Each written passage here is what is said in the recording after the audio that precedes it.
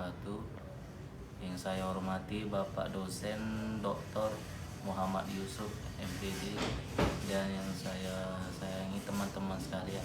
Saya Ishak Perdana Sibuan, nomor absen 40.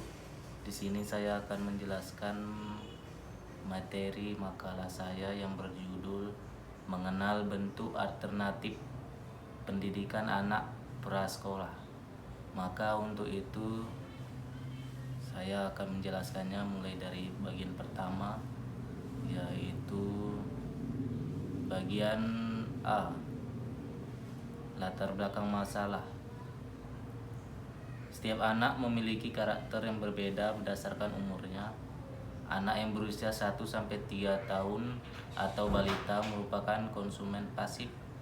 Artinya anak menerima dari apa yang disediakan. Sedangkan anak usia 3-5 tahun atau prasekolah merupakan konsumen aktif, yang berarti bahwa anak-anak sudah dapat memiliki makanan sendiri. Anak prasekolah adalah anak dengan usia 3-5 tahun yang merupakan potensi sumber daya manusia bagi masa depan bangsa, sehingga peningkatan kualitas kesejahteraan anak usia prasekolah, khususnya dari aspek gizinya yang sangat strategis dan sangat penting bagi pembangunan bangsa Indonesia. Selanjutnya di bagian 2, pembahasan pengertian anak prasekolah. Pendidikan prasekolah merupakan dasar bagi perkembangan sikap, pengetahuan, keterampilan, daya cipta, dan penyesuaian dengan lingkungan sosialnya. Oleh karena itu, perlu diusahakan agar pendidikan ini dinikmati oleh segenap lapisan masyarakat. Pendidikan prasekolah merupakan pendidikan untuk membantu pertumbuhan dan perkembangan jasmani dan rohani anak di luar lingkungan keluarga sebelum memasuki pendidikan dasar yang diselenggarakan di jalur pendidikan sekolah atau di jalur pendidikan luar sekolah.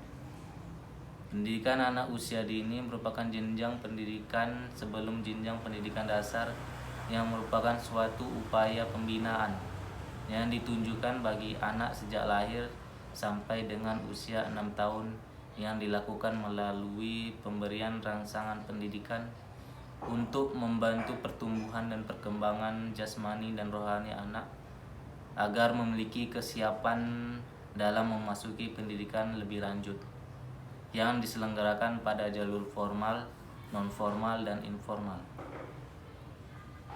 Adapun kutipan dari pendapat para ahli, yaitu Haidir menjelaskan bahwa pendidikan anak usia dini merupakan suatu proses pembinaan tumbuh kembang anak usia lahir hingga 6 tahun secara menyeluruh dan mencakup aspek fisik dan non-fisik, dengan memberikan rangsangan bagi perkembangan jasmani, rohani, motorik, akal fikir.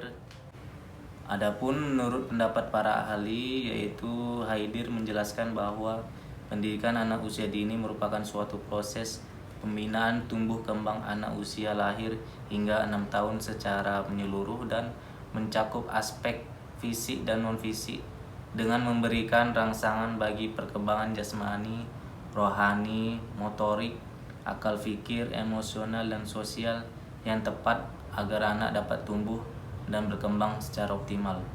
Dapat disimpulkan bahwa pendidikan prasekolah merupakan pendidikan untuk membantu pertumbuhan dan perkembangan jasmani dan rohani anak didik di luar lingkungan keluarga sebelum memasuki pendidikan dasar yang diselenggarakan di jalur pendidikan sekolah atau di jalur pendidikan di luar sekolah. Selanjutnya yang saya akan bahas adalah alternatif program pendidikan anak prasekolah. Ada beberapa alternatif program pendidikan anak prasekolah. Yang pertama, 1. Daycare atau tempat penitipan anak. Daycare merupakan sarana pengasuhan anak dalam berbentuk kelompok yang biasanya dilaksanakan pada saat jam kerja. Daycare merupakan upaya yang terorganisasi untuk mengasuh anak-anak di luar rumah mereka selama beberapa jam dalam satu hari, bila mana asuhan orang tua kurang dapat dilaksanakan secara lengkap.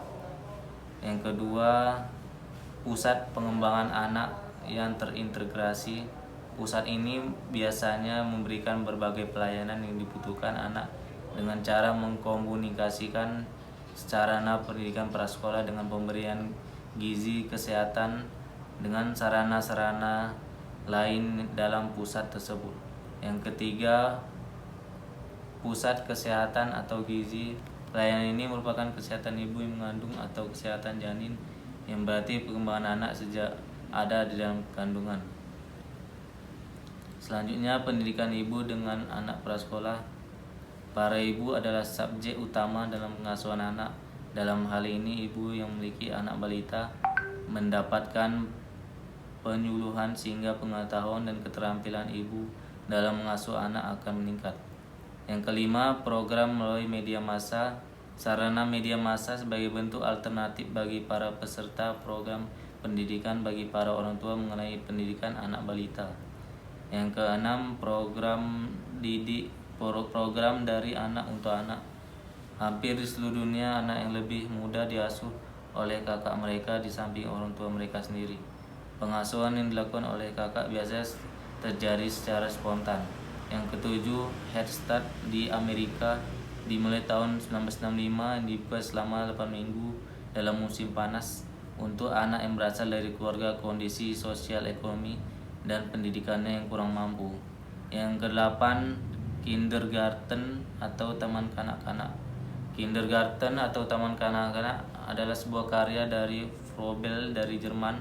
Pada tahun 1860, Elizabeth merupakan orang pertama yang membuka taman kanak-kanak di Amerika setelah meninjau Froebel di Jerman. Kindergarten dari Froebel diperuntukkan bagi anak-anak antara 3 sampai 7 tahun. Yang terakhir, berbagai model sekolah untuk anak prasekolah. Model Montessori, model tingkah laku, model interkionis. Yang terakhir, anak dengan kebutuhan khusus.